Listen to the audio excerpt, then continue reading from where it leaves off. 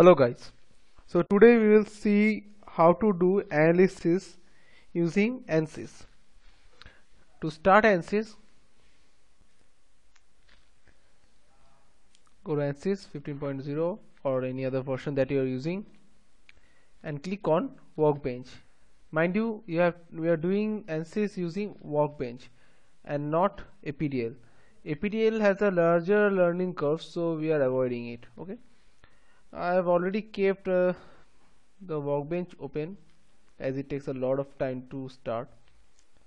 So in the Workbench, this is the place where all the operations will be done.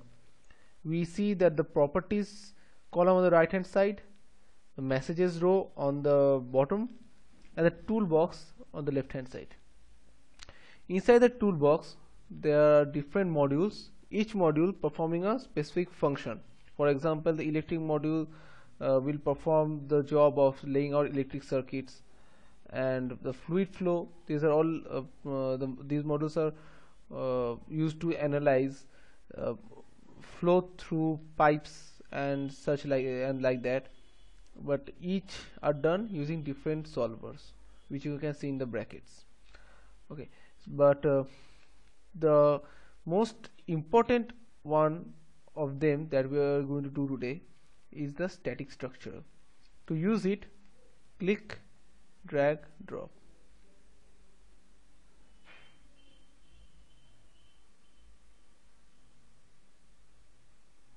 Okay. So here we get it. Let us rename it as test 1, or what the problem. Okay, I don't know why they showed this problem, but anyway, so now let us continue. As we bring out static structure here, we see that inside static structure there are many components. See, each having a component ID. Okay, so to analyze something, we need some inputs, and of course it is common sense that to analyze an object we first need to define that object. So that object is defined using a CAD part in geometry. Similarly, that object must be made of some material which is defined in the engineering data part. Then we know that engineering analysis always needs a middleman, which we can call it a middleman because that's the job it's doing, and it is called meshing. So after meshing comes all the setup, that is the end conditions, the loads, etc. Then comes the actual analysis, and after that the post processing and the output. Okay, so let us first define all the engineering data or the material properties. To do it, double click. Here we see the different materials we'll be seeing here, whereas the properties are given here. On the right hand column we see that we can actually give a relationship between the temperature and the density and the properties. Okay, for example, let us say that at 10 degrees Celsius the density was 7850, then in 20 degrees Celsius the it's actually gives us a relation between the two parameters. Sometimes it so happens that the density of a material is not constant, although I believe that the density should be decreasing anyhow. It doesn't really matter, I'm going to just okay, so I'm just serving it as an example. You see, as I input the values here, a graph is drawn which can give which is giving us a very good visual perspective of the variation of the density with temperature, but we really don't need it right now, so we'll be deleting it, and we are selecting the rows, right click, delete. Also the temperature is not needed, so just delete button. Okay, so then comes adding materials. We can add materials in two ways. The first way is just click here. Suppose my new material be called new mat and enter. Now you see that new mat does not have any properties associated with it. What we have to do is bring in properties. We can do it by just, you see, density, drag and drop, elasticity, drag and drop, and like that, tensile yield stress, and like that. The yellow boxes means that there should be some value present, but it is not there. So 8000, let it be. Tensile yield strength, God knows, 8 E plus 0.8 pascals. Let us be like that. Isotropic elasticity, we can give the Young's modulus. Young's modulus, let it be 1.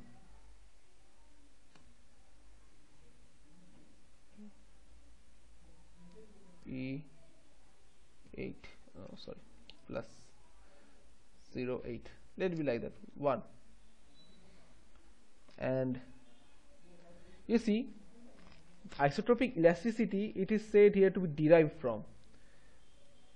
We know that if two values for a particular material are given, we can find out all the other. So if I give Young's modulus and Poisson ratio, all the others will be calculated or accordingly. Let's say that I do not have the Poisson's ratio with me, then we can select some other one from here. Let's say Young's modulus and bulk modulus. Then just click here and input the bulk modulus, whatever it is, E plus 0.7 and that, and see the Poisson's ratio is automatically calculated. It's as easy as that. But let's be like this, and Poisson's ratio, let it be 0.3. Okay, so accordingly bulk modulus will also be calculated. This is the way properties are added here. The other way is by using predefined variables, predefined materials. Suppose we need materials which are common place, like aluminium, sometimes water even. So do we really need to add all the properties from the very beginning? No, we don't really need to, because we have data sources here. Just click here and data sources are found. For example, if I am thinking about taking in aluminium, so click general materials and search for aluminium here. Here it is at the very beginning, and add it just like that. You see the bookmark? The bookmark indicates that the material has been added. Okay, the material has been added, so I am turning it off again, and you see material has been added here. Now I really don't need new mat, so right click, delete, and it's gone. Okay, you see for aluminum alloy 2, every details is given beforehand, so it's really helpful to take in materials from the engineering data sources. Now it may sometimes happen that I don't really know that whether I'd be needing a material from the very beginning or not. In those cases, what we can do is that instead of deleting a particular material, we can deactivate it. Deactivating means the data would be remaining on the disk, the data of the material, but the program will not be able to access it. Okay, so instead of deleting stainless steel, I'm just deactivating it, or in these terms it's called suppression. Clicking it again will unsuppress it, clicking it back will suppress it, just like that. So my job here is done. I need to go back to the workbench. Now you see these icons. These icons have a very important meaning. The green check mark means that all the data in this component has been well defined. These question marks, the blue question marks, mean that nothing has been defined yet. We can even find sometimes a red cross mark, which will mean that although the data is defined, but it is wrong or is not compatible. So next comes definition for geometry. Now there is one important part. We must be careful that before starting geometry, before even entering it for the first time, we need to be sure of the options present here, because once we enter it, we won't be able to change it back, these properties. Now see, the solid bodies, the surface bodies, and the line bodies, out of which only the line bodies is deselected. Now the importance of these options is, suppose I have a model containing a solid, a surface, and a line, okay, in geometry. But if the solid and surfaces are selected and line is not selected, the model part will only be able to access the solids and the surfaces, but not the lines. This is important when we are working on wireframes, or objects which consist of wireframes. In those cases, if line bodies is not selected, the model would show a blank slate, right? So in my current example, I don't even need surface bodies, so I will deselecting it too. And we have to be careful for one more thing. The analysis type can be set to 3D or 2D.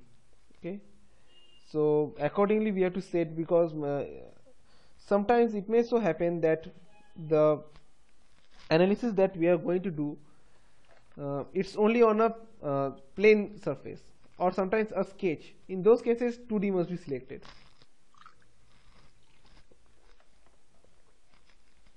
Okay, so now to start my geometry, I will double click it. The geometry would be designed in a different component of ANSYS altogether. It's called the design modeler. And one more thing, you see the red mark here? The red mark means that ANSYS is working on something. So I would really advise you not to do a thing when the red light is on. I mean, not even click the mouse, because ANSYS, being a huge software, has a great tendency to hang up, especially on less powerful systems. So until and unless the icon turns to green, don't do a thing. Wow, it rhymed.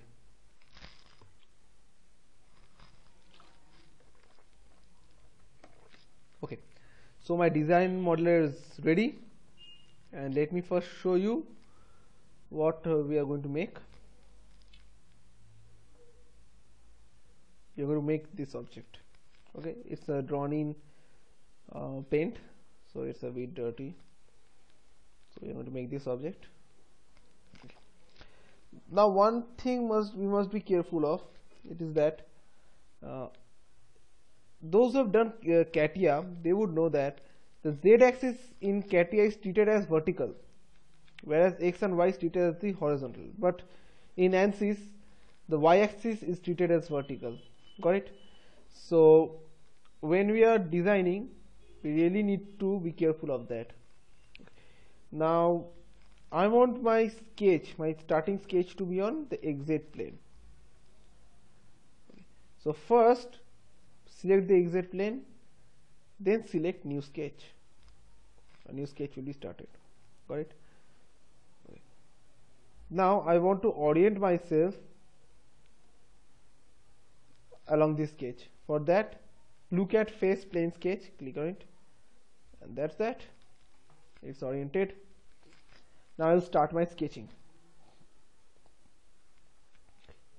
Go to sketching.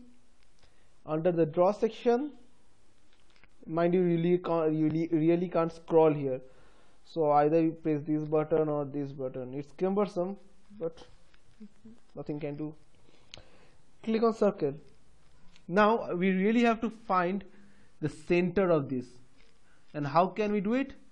By being carefully searching for the P letter. P letter means a point is found. C letter means an intersection is found. Okay, so we really need a P letter.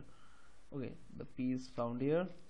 I click in it and I draw a circle I need more circles, so more again a P, and I need a bigger circle right now. To zoom out and zoom in, use your scroll button, just like that. And I need more circles. Circle, another circle. Okay, I need circles here too.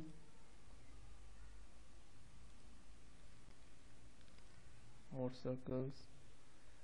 We must be really careful while drawing, because sometimes it may so happen that this circle and this circle can become of equal radius, and we will not be able to realize it, because unlike other sophisticated CAD softwares which can easily show all the constants, this software doesn't. It's really cumbersome to draw here, but we will sometimes need it in the future, so I'm just going to show it right now. Got it?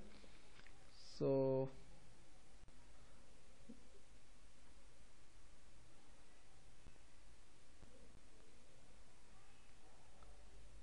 done.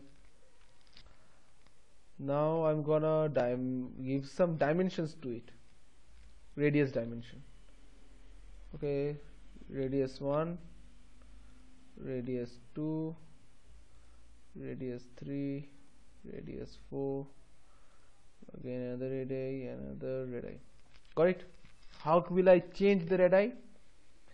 You see, in the details view, the dimensions are present. Let me fix R1 to 3, R2 to 8, then R3 to 4, let's say 5, R4 to, let's say 15, R5 to again 3, and R6 to 8. It's quite symmetric and all. So now what we really need to is to dimension this length. Okay, so length vertical we'll select, search for the point. Did it get selected? I really don't know. Then search for this line. Oh no, it didn't get selected. Okay, now it got. So here comes the line again.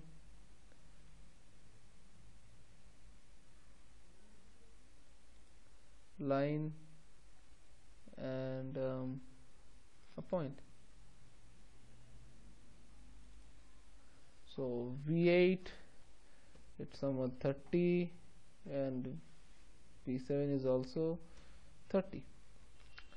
So we are almost finished.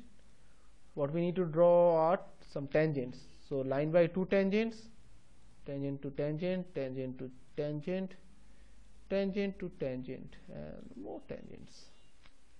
Okay. Now we really need to trim these parts. So we go to modify, trim. Now see, if I trim this part, only the trimming is done only up to the axis, because design modeler does not differentiate between lines and axes here. Okay, one more small thing. I just panned now.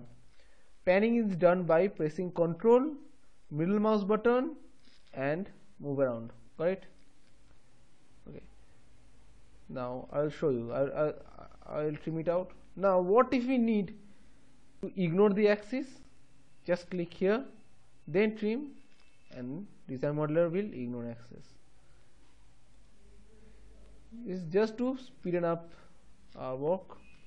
Okay, this job is almost complete, and after sketching is done, just click on modeling and you will exit from sketching. To rotate around, press middle mouse button and just rotate like that.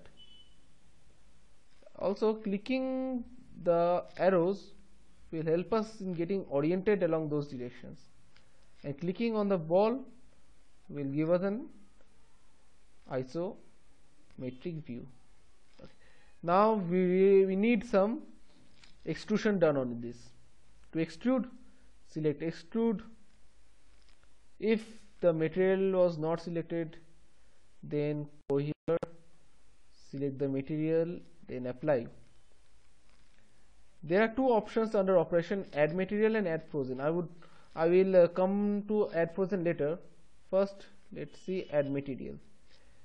Direction normal, we really don't need to change it. Then comes, sorry, it was the direction vector. Now the direction comes normal, reversed, both symmetric, both asymmetric. Reversed means the extrusion direction would just be reversed from the what was in the beginning. Both symmetric means whatever dimension it is given here, they will just add up. So here 1, so the total extrusion length will be 2. And if I do asymmetric, it's somewhat the same, but we can increase or decrease each side independently. I need symmetric and about 2, no, let's say more than 2, about 4 meter thickness. Got it? Okay. Now here we need to change our units again. I'm sorry, we need to generate again and again. After every operation that we do, we have to generate. Click on generate, and the solid body will be found, just like that. One more thing, we can change the units from here. You see, it is selected in meter. I could have changed to millimeter. I guess it had been better if it was millimeter, so I will even show you how to edit it. Okay, so I'm going to sketch. I'm staying in modeling. I really am not going back to sketching. So I will divide everything by 100. So it becomes 30, it becomes 80, it becomes 50, and so on.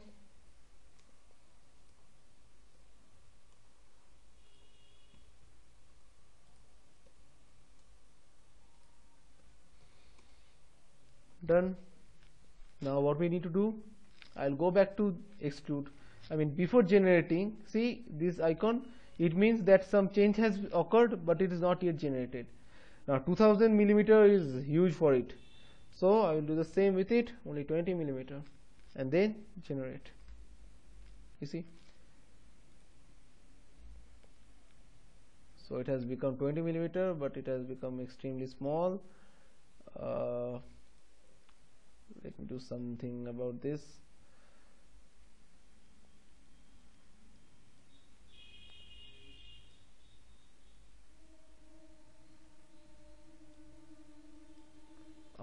It's only consuming more and more time.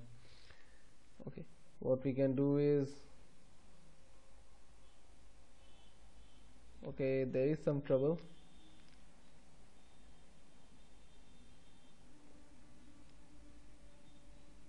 Let's see what trouble is there.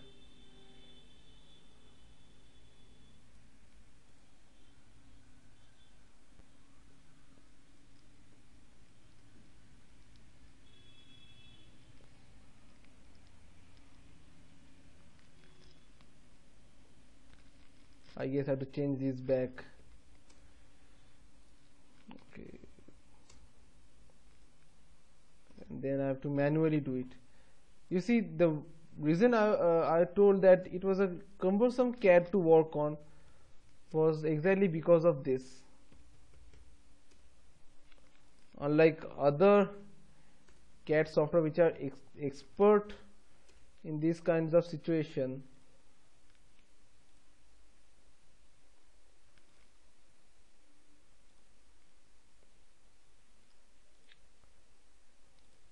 okay, I guess I even have to delete the extrude.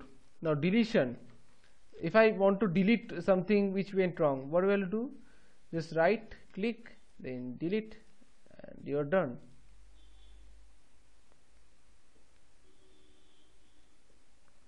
Now I'm thinking of even deleting the sketch. I'll make a fresh one. Yeah, it's better to make a fresh one. Okay, so I will do it fast. I don't need to explain it right now. Sketch. Okay.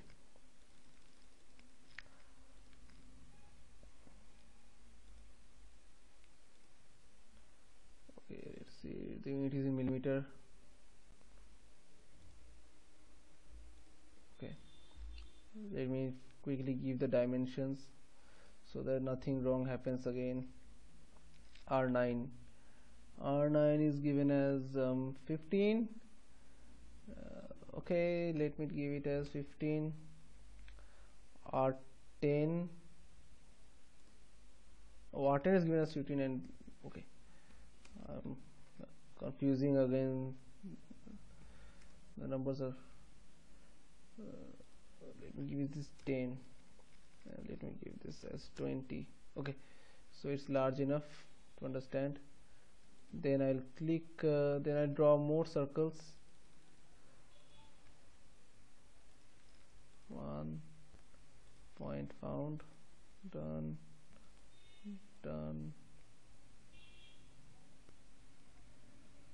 Point found, done. Okay, so since I'm already here, I will quickly draw the tangents. 1 2 1 2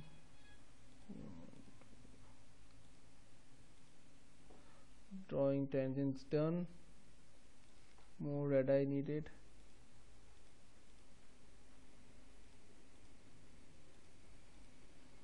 Okay, so R11 is the inner one. I will make it 4. R12 is the outer one. I will turn it into 8. R13, R14, done. Then vertical, point found, line, again line, point found, got. P15, suppose 50, and this is 50 still. Modify, trim, ignore axis there.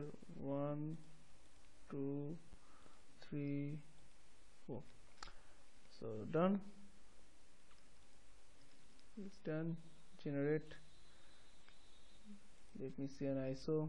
Got it. Then need an extrusion. Applied it. Direction both symmetric. I need only about 4. Let's see how thick is. Yes, 4 is okay. And generate. So you got to see it 2 times. I hope you won't have any problem. Okay, so after the job is done here, we'll go back to the workbench. But one small thing, please remember to close using the toolbar, file, then close design modeler, because it may sometimes happen that if you close the window by using the X mark, it may sometimes happen that some work was being done in the background, and that work will be terminated, and some corruptions may happen. So it's better to close design modeler from here. Okay. Okay, now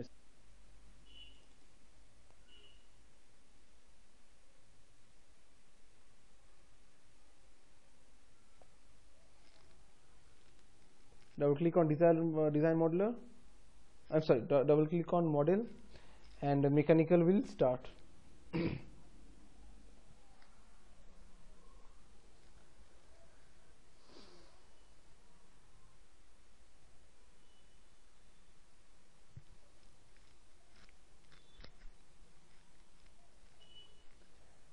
This is the this is again another module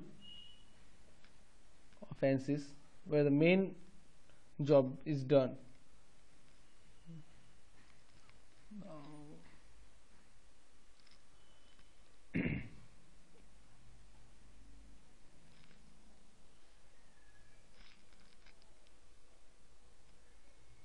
Now they will import the model that was drawn in design modeler into the mechanical environment. and they are importing. Okay.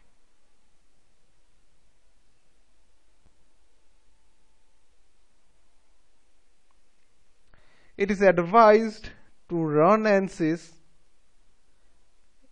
in a pretty powerful machine, because you see my machine is not very powerful, so you get what's happening. It has only 2 GB of RAM. A minimum of 4 GB is needed for optimal performance. Got it? Okay. Now my units in design modeler was in millimeter, so it's better if I turn it into millimeter here.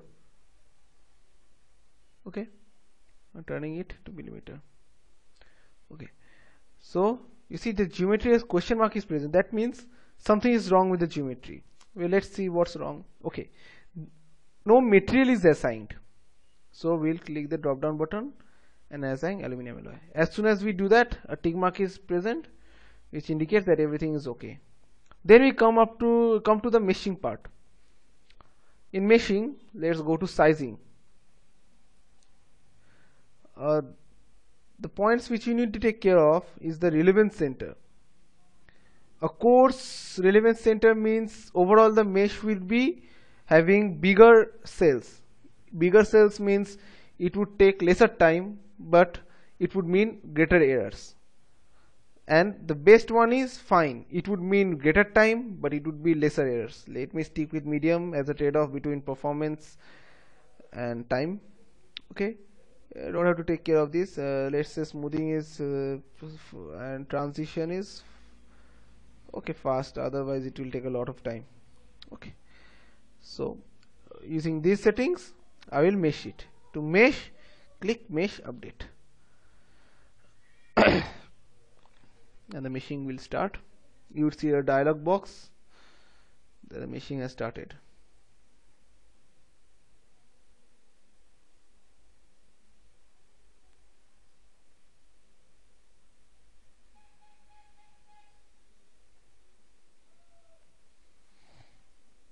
Okay, no dialog box was there, it was too fast. So during meshing, please take care of one small thing.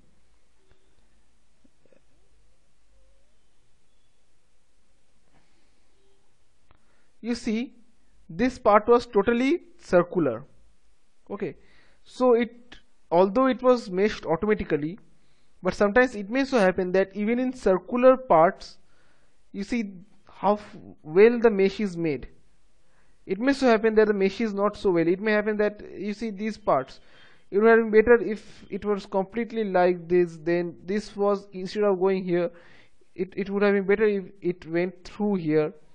Okay, so you need to be careful about those things, that inside the circular parts it should be even like it is now right here. Let me go to ISO view. Okay, so the next comes setting up of the loads. Since this is a static structural analysis, it means that there should be no body displacement. Okay, so to prevent displacement of these parts, what we are going to do is we are going to fix some parts and then apply loads. Okay, right click on static structural, click insert and then fix support. Inside fix support, we can select faces, edges and even points. Okay, to filter what kind of geometry we are selecting, we use this. Is the face select, is the edge select, and is the point select. We need this inside faces, so I'll use face select. One, press Ctrl and then select the second one. Pressing Ctrl, let us select more than one faces at a time, more than one edges at a time, more than one points at a time, and so on. After selecting this, press apply, and done. You have got fixed supports. Now we need to add forces. Similarly, right click, insert, force. Please note that this question mark is still there. So ANSYS is understanding that the body is not yet fully defined. Correct. So apply the geometry. I will apply the force here, then apply. Now defined by vector, there are two parts, defined by vector or components. If I select vector, then I will have to give some magnitude, let's say 1000 newtons, and then I have to define a direction. Direction can be defined in many ways. For example, by selecting an edge. If I select this edge, it would mean the direction is this. Okay, I want the direction upper. So how will I change it? Just select this. Suppose I need another direction. I want to change my direction. So click this. If I want my direction to be normal to some surface, just select the surface and so on. But so, when we know the direction we know the direction for our force, at that time we really don't need to use vectors. Vectors are used when the components are really complex, but we have got a geometry object, a line or a surface, such that it will always point to that specific direction. Okay, in that case, in this case where the direction is very much obvious, we'll select components and use y component as 1000 and the other components as 0. So it would mean the same thing, that is force of 1000 newtons acting in the vertically upward direction. For vertically downward direction, just add a negative sign. I need a vertically upward direction. So now see, the question mark has changed to a lightning icon. It means that it is ready to solve the problem. So click on static structure and then click on solve and then sit back until it is solved. Now we really don't need to do anything until the solving is over.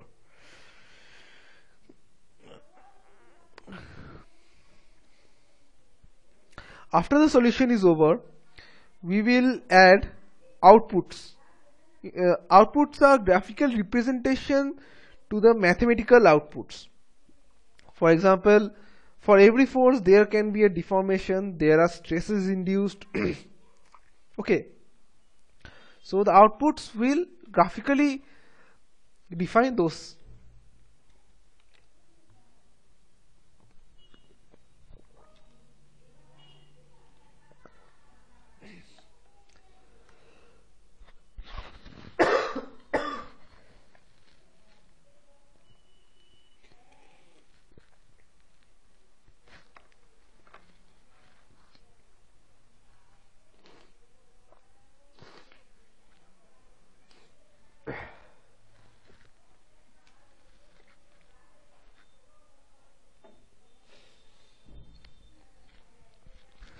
It's almost done.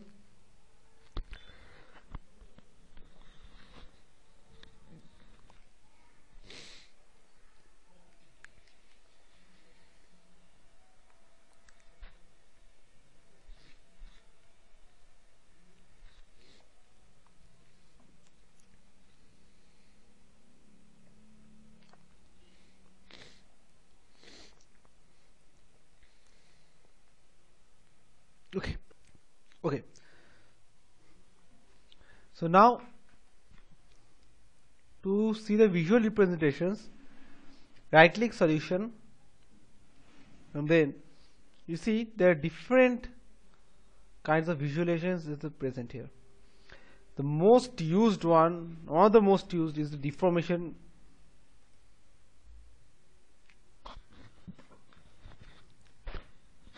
To calculate the total deformation, we don't need to solve it again. What we can do is right click and evaluate our results. if we press solve button again, it would start solving the analysis from the very beginning, and it will take again a lot of time. So just evaluate all results will give the result. Now select it. You see, we are getting the output right now. Now the output can be seen in various ways. The color bands can be seen various ways. My favorite one is a smooth contours. Then we have iso lines and solid field, that is nothing. So let it be with smooth contours. Now there is one important thing to tell. If we think about it a bit, does applying 1000 Newton or about 100 kg force on an aluminium bar, is it enough to change it to such a degree? But what we are seeing here is that the maximum deformation is only 0.075 millimeter, that is 75 micrometer, but obviously this is more than 75 micrometer. So where is the discrepancy coming from? The discrepancy coming from is from the auto scale feature. You see, this is scaled, this diagram is scaled actually 82 times. To see the original deformation, just look at true scale and you will see the original deformation. You can visualize a little the original deformation. You see, right here and right here there are two kinks. These kinks actually represent the very little deformation of this aluminium bar. To go back to that scale, press it, and if you are feeling funny, okay, this is 5 times the auto. I am not feeling funny right now. So let it be with this. And other than only deformation, we have got many more tools. The important ones are the equivalent, von Mises. Similarly, one can easily check out all the different results that can be obtained. The maximum shear, maximum principal, then the normal, intensity, and a lot of them. And to evaluate all those, just click on evaluate results, and it's fast. The total equivalent stress that is working is a maximum of 92.768 megapascal and a minimum of 0.3 megapascal, and the distribution is given here. You see, the maximum that is acting is on these regions. So the metal bar is assumed to be or found to be susceptible to fail on these regions. There are more. Insert stress tool, then maximum equivalent stress. From here, this is an important tool because from here we can get the safety factor directly. What safety factor we should use? So right now,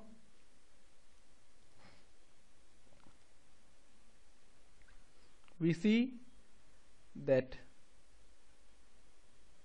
in these regions the safety factor is 15.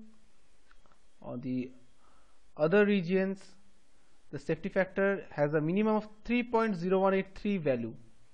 That means that whatever object we are making or whatever forces that are acting on it, it has a safety factor of 3. That means as before, the stresses that are happening on this body due to that 1000 newtons, it is 3 times lesser than the failure stress. Okay, I mean 3 times is the minimum. These regions will not fail easily. It has a 15 times, but these regions where it is 3.0183, they will fail first.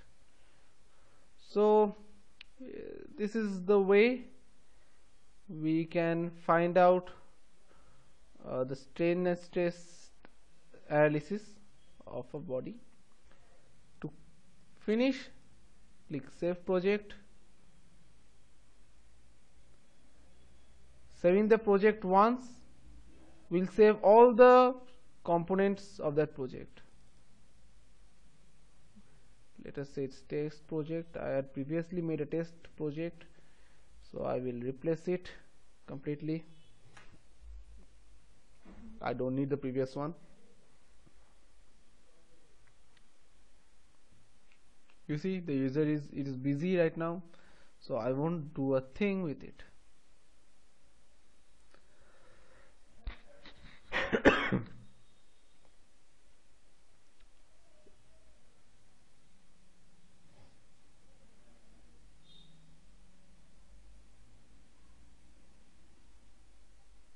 Okay, it's done. I'll go back to mechanical.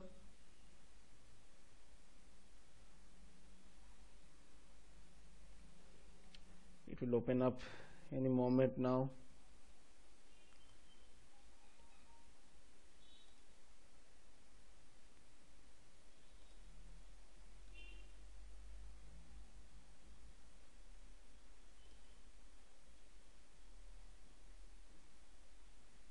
Okay, anyway, it was done there, and what we only needed to do was close mechanical, just like we closed design modeler, and come back to the workbench part and just exit it. Since we have already saved it, exit from here or here, it really doesn't matter. So this brings us to an end of the first tutorial. Thank you for listening.